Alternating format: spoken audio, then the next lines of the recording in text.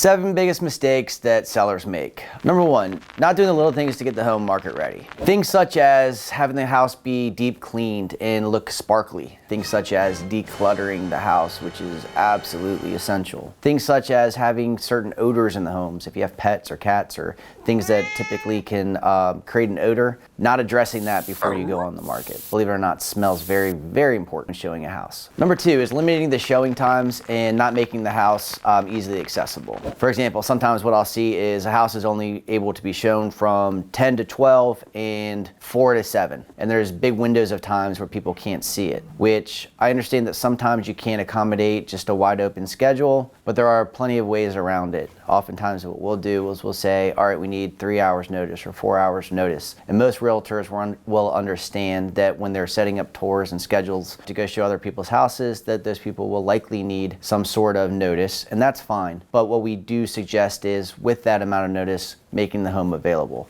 and not having just black and white shut-off times of, hey, you can't come here or you can't come there, because you never know when the buyer that could have had the highest price or the best terms for your house wasn't able to come see it because of those times that weren't available for them. Third, and this is probably the biggest mistake you can make, is overpricing the house. Pricing is one of the best marketing tools out there. Pricing is one of the biggest drivers of both demand and buyer pool. So pricing your house appropriately from the get-go is absolutely essential and something to take very seriously. And that's why you need a trusted advisor to really walk you through pricing strategy, what's going on in the market, because every house, even though it could be in the same neighborhood, it's going to have its own pricing strategy. Number 4 would be skimping on staging. Now, not every house needs to be staged. If it's a house that is appealing to an investor, or a house that is a fixer-upper, and that's the appeal of the house, for example. If the house appeal is the fact that it has equity to be gained or money to be made by buying it, fixing it up, that's understandable.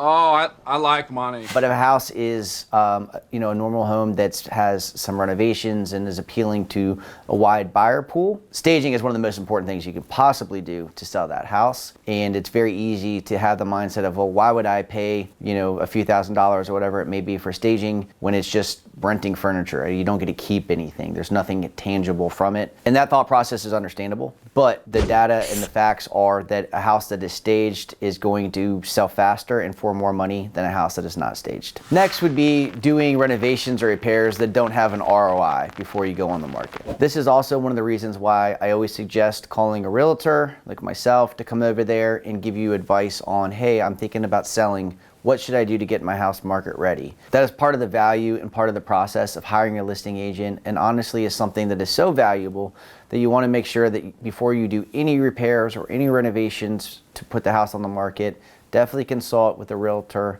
and make sure that there'll be a return on investment for those repairs. I've been to homes many times where they just replaced all the windows to sell the house, and things like that, you're just not going to get your money back. Been there where people have just bought a brand new AC unit because they thought that would increase the value of the home. If that AC unit was functioning, the odds are you just cost yourself money. Other things that I've seen is, replacing carpet with ugly carpet. Are you okay? I'm fine. I just threw up in my mouth a little bit. Or painting a wall an orange color, or things that there's going to be no return on investment. I could go on things that I've seen, but make sure you consult a professional. Make sure you have a game plan, because selling a house isn't just putting it on the market. It's like an iceberg. 80% of it's underwater. Same thing with selling a house. 80% of it's done before it ever hits the market. And now for a quick TV timeout. I'd love to be your resource for all things real estate. So if you have any questions about anything real estate related, please give me a call, 301-452-3245. And the rest of my information is below. Now back to the video.